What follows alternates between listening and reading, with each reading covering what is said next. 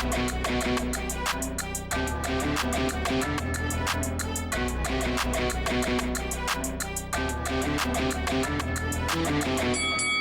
guys, welcome to Boxing Squared for boxing news and views from around the internet. And another heavyweight news and notes mashup video today. And we do have an early front runner for heavyweight dive of the year, maybe dive of the year in boxing so far.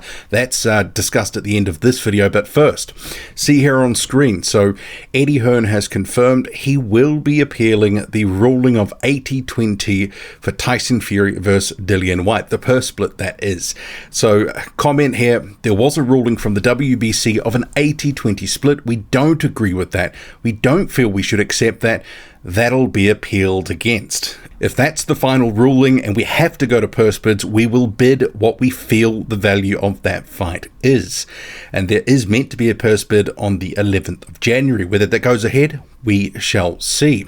But Tyson Fury's promoter Frank Warren is defending it, saying what happens every time a boxer fights for a title, they lodge their contracts with the relevant governing body. The contracts that he's lodged for his past few fights, his last one was $300,000. The one prior to that, it was approximately $500,000. Tyson's last fight was £20 million. So it could be nothing other than 80-20 split. And really, if you look at the money that they've earned on their last fights, it shouldn't even be 80-20. But it is what it is. Always fun in the world of boxing, isn't it? David Higgins, the advisor and manager for Joseph Parker, has hinted that Parker could look to the United States, saying that Joseph has a great profile in the UK and the Asia Pacific region. The Holy Grail is to become a draw on both sides of the Atlantic, and only a few have done that. For Joseph to grow his career, he should look stateside and look for big knockouts against American fighters. That gives him a worldwide reputation while he waits for his title shot. If you don't do that, you end up like Anthony Joshua, only respected in certain parts of London. Also in the story where it discussed potential matchups with the likes of Ruiz and Deontay Wilder, it also touches on why they are not looking at Filip Hrgovic. At the start of the story, it cites the dodgy elbows, which I've previously covered, but it also talks about there's no money in that fight. Let's face it, that's the reason that fight is not going ahead. Not the dodgy elbows. They don't believe the sort of money that they would want would be on offer.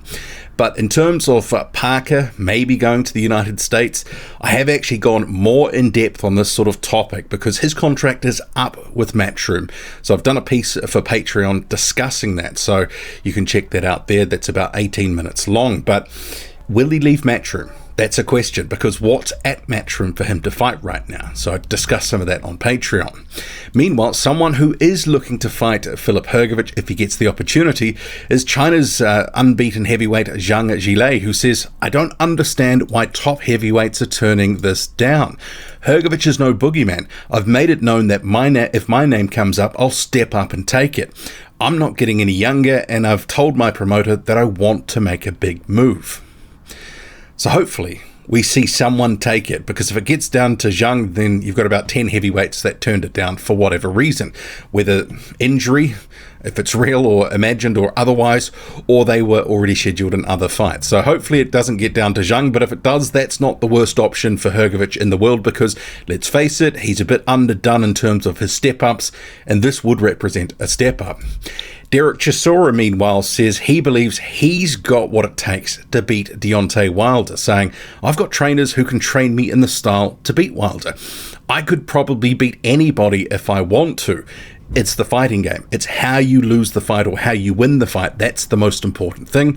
I fight anybody, whenever and where, I don't care.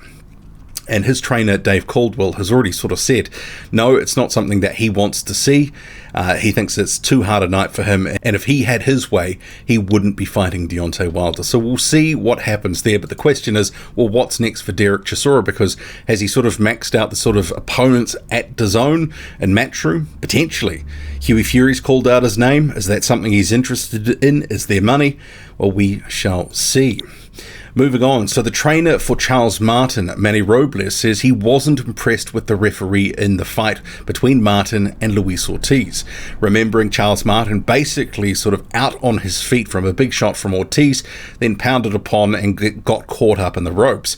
So talking to Kurin Bhatia, Robles says, I'm out there to protect my fighter and look out for my fighter 100% of the time. And yes, he was out on his feet. Did the referee have to step in at that moment in time? Maybe he should have, right? But he didn't. And he continues, leading up to that knockdown, what happened after was uncalled for because Ortiz was being the aggressor, obviously. He got a hurt man and he's moving in for the kill, which he did. But if you notice during the fight, Charles's glove stuck between the ropes and he couldn't turn. So Martin pretty much had his back turned to Ortiz, but not by choice. His glove got stuck between the ropes, so he wasn't able to turn. So when that happened, Ortiz punched Charles behind the head on more than one occasion, and the referee did absolutely nothing about that as well. Moving on, so Frank Warren has revealed that Daniel Dubois likely to be out in March, saying Daniel will fight on 19th March in London. Hopefully, if it's Bryan, as in Trevor Bryan, we can get a deal done with him. So Trevor Bryan is meant to be fighting at the end of this month against a late notice opponent in Jonathan Goudry. That will be in Warren, Ohio. So whether it ends up being Bryan for March, could be optimistic. Trevor Bryan's only fought a couple of times since 2018, and certainly not more than once a year in that time. Frank Warren has also revealed that Joe Joyce likely to be out in May, saying Joe broke his wrist late last year. I'm hoping to get him out in late April, early May in London. So we shall see what happens with Joyce. It'll be interesting to know how he broke that wrist, because he does toss around some very heavy tin in the gym. Maybe he fell, who knows. Johnny Fisher is also set to be back in the ring in February, saying here, the Bull Army taking over Ali Pali Bosch. So he's going to be fighting at the Alexandra Palace. That is on the Lee Wood and Michael Conlon undercard, I believe. And moving on to boxers. So they have signed top amateur Jamie TKV to an exclusive promotional deal to fight on Sky Sports Boxing. So this was a few days ago, but I'm excited to join Boxer and call it my home. I've seen how Boxer and Sky Sports have gotten behind their fighters, and I know this is where I will become a force in the British heavyweight scene, just as I was in the amateurs. And as I understand it, he more than held his own against the likes of David Adeleye and Steve Robinson. He says, I haven't turned over just to make up the numbers. I have my eye on the domestic titles within my first 12 months, and I know Boxer and my team has the power to deliver. All I have to do is win. So his promoter says, as an amateur, TKV was one of the most exciting heavyweight talents in Britain, and we're delighted to announce him as the latest addition to the Boxer heavyweight division as he enters the professional ranks under renowned trainer Ben Davison.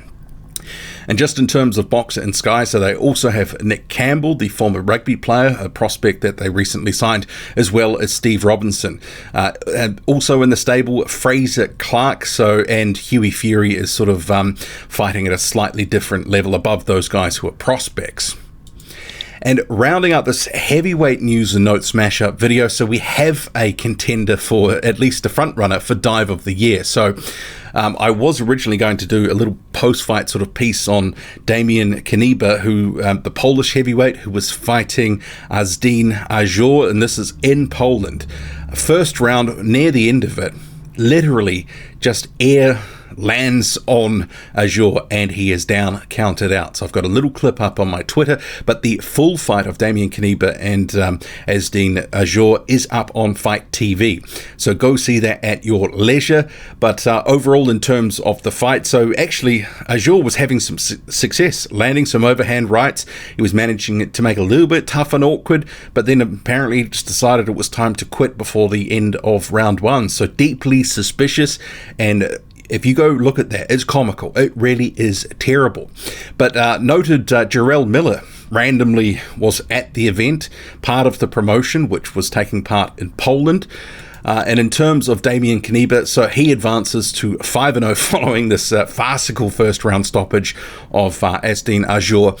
And recently he had been preparing for this fight in the UK as little as a few days ago, sparring with the likes of Daniel Dubois, Marius Vuk currently in training for Arslan Bekmambetov later this month.